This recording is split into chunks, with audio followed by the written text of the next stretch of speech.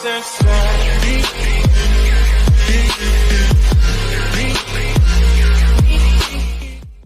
is up, guys? Welcome back to the channel. I hope you're having a wonderful and blessed day today. CBS Sports just announced the preseason power rankings for each of the AAF teams. So I wanted to do a little bit of research, see why they ranked certain teams where they did, and present that information to you guys. With that said, let me know in the comment section, would you guys be interested in seeing weekly updates from this league? So things like highlights, stats, scores, just overall analysis from the previous week's games. If so, jump in the comment section, let me know. And guys, be sure and hit that subscribe button, turn the bell notification on, that way you know when my next video comes out, as well as don't forget to hit that like button, that way I know you like the content and I'll keep bringing it to you. So before we get into it, just want to leave you guys with this disclaimer. These rankings are by no means my opinions at all whatsoever. This is going to be CBS's power rankings for the preseason. So let's get into it. All right, guys, so coming in at number 8 is going to be the Memphis Express. This is Mike Singletary's team. For those of you who know Mike Singletary, know that he's a defensive-minded guy. With that said, their kind of star player on the offensive side of the ball is going to be Zach Stacy, former running back out of the NFL. So that's going to be huge with that defensive mindset. It's probably going to be a lot of possession game where they're running it, pounding it on the ground. That's going to open it up for their giant 6'6" wide receiver, Kawan Ross. He's out of Kentucky. So I imagine to see a lot of pounding the rock, a lot of play action. But they come in at number 8. Next up on the list, this team probably would have been ranked a lot higher had it not have been for an off-season acquisition. That's going to be the San Diego Fleet. So for those of you who know, in the offseason, Josh Johnson, who was their starting quarterback, they actually lost him to the Washington Redskins, so he's in the NFL now. Right now, they're kind of in scramble mode for a quarterback, but their starter for week 1 is Mike Berkovici. He is the starter, but word is that he's struggled in camp, so he hasn't really full out won the job, but it looks like that's who they're going to go with. Mike Martz is the head coach. You know, he's an offensive guru, so I'm sure the offense, there's probably some complicated schemes in that, so we'll see how much of the playbook that they actually run and open up in week 1, especially with the last minute kind of loss of that starting quarterback. They have a bunch of players out of the San Diego State area. Cameron Kelly and Gavin Escobar are probably going to be the two standouts at wide receiver and tight end. Cameron Kelly, it is worth noting, in the NFL he actually went in as a defensive back. He made the switch, I guess, midway through camp with the Fleet. He's now playing offense, so he'll be a wide receiver.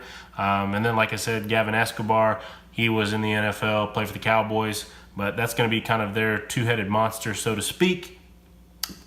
Coming in at number 6, and this team is, everywhere I've read, this team is full-on sleeper. So if you're doing any kind of betting and want to take that long shot sleeper bet, this will be your team. That's going to be the Birmingham Iron. So there are some intriguing players on this roster. First off, right away, is Trent Richardson. For those of you who have watched the NFL, you know kind of the Trent Richardson project. A little bit of a bust, but hopefully he can revitalize his career with the Iron, as well as another former Alabama Crimson Tide, Blake Sims, will be their starting quarterback. They really don't have a flashy roster, but experts predict that they have the most well-rounded roster, so no real standouts, but from top to bottom, they are pretty solid. All right, guys, so up next, number 5, that's going to be the Atlanta Legends. So Atlanta Legends had a little bit of a coaching shakeup. Brad Childress was set to be their head coach. Well, he was already named their head coach about a month before the start of the season. He decided to resign, so now Kevin Coyle is taking over head coaching duties for the Legends. Their standout, well-known player is going to be quarterback Aaron Murray. which it's worth noting that Murray actually decided to join the Legends because of Brad Childress. So with Childress gone, we'll see how that plays out, how the chemistry between Murray and head coach Coyle work out, as well as it's worth noting that Michael Vick is the offensive coordinator for this team. All right, so up next on the list, coming in at number 4 is going to be the Salt Lake Stallions. It's worth noting that Westgate has this team as the second best odds to win it all. So they're number 4 in the power ranking, but second overall as far as the betting odds go to win the championship. They have a heavy Utah presence among the roster. Go figure, Salt Lake. But most of their roster is made up from guys in the Utah area. Their head coach is Dennis Erickson, and they have running back Matt Asiata, which for those of you who remember, Matt Asiata played for the Vikings around the time that Peterson was out for a period of time. So anybody that played fantasy knows Matt Asiata was like the hot item to have at the time because Peterson was out. So coming in at number 3 is going to be the San Antonio Commanders. This team is projected to put up the most points everywhere that I've read. A lot of people said the offense is really, really crisp, especially from what they saw in the preseason. Greg Ward Jr. is going to be their standout athlete. Scouting report on him is he is very, very, very athletic. For those of you who don't remember, he was the quarterback at Houston, the Houston Cougars, whenever they beat Florida State in, I believe, the Peach Bowl.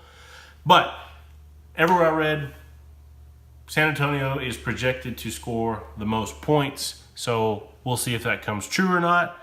Coming in at number 2 is the Orlando Apollos. So this team, from top to bottom, has probably more former NFL players than any other. Most all of their guys were either in the league last year or the year previous. Of course, head coach is Steve Spurrier. Offensive-minded guru. Their starting quarterback is going to be Garrett Gilbert. They have speed on both sides of the ball. So offense and defense, they are a very fast team. So going to be bringing that NFL speed to Orlando. All right, guys, drum roll. Number 1 power ranking team for the inaugural season of the AAF is going to be the Arizona Hotshots. So Rick Neuheisel is the head coach for the Arizona Hotshots. John Wolford and Trevor Knight are going to be, I won't say co-quarterbacks, but they could both split time until one kind of takes the job from the other. They're rated number 1 because they have the deepest quarterback position. They're deepest at the quarterback position. The 2 guys that I just listed could be starters on really any team. So it'll be interesting to see who ends up winning that out. But don't be surprised if both of them play to begin the season. Their defensive front 7 is the best in the AAF, or rated as the best in the AAF. So on a league that's going to pride itself in being quick, fast, throw up a lot of points, they're going to be known for their front 7 and being able to shut people down. And Westgate gives them the best odds to win. All right, so that wraps up our preseason power rankings. Again, just want to put this disclaimer out there one more time. This is from CBS Sports Network. This is their power ranking. These are not my opinions in any way whatsoever. But with that said, if you're still with me, jump down in the comment section. Let me know, who do you guys think is going to win the championship in Las Vegas at the end of the year? Me personally, I hope that it's my San Antonio Commanders. But again, I won't really know until we get into the season so I can kind of see everybody's team. But I'm very, very excited. Can't wait for it to start. We're right around the corner, guys. I thank you guys so much for all of your support.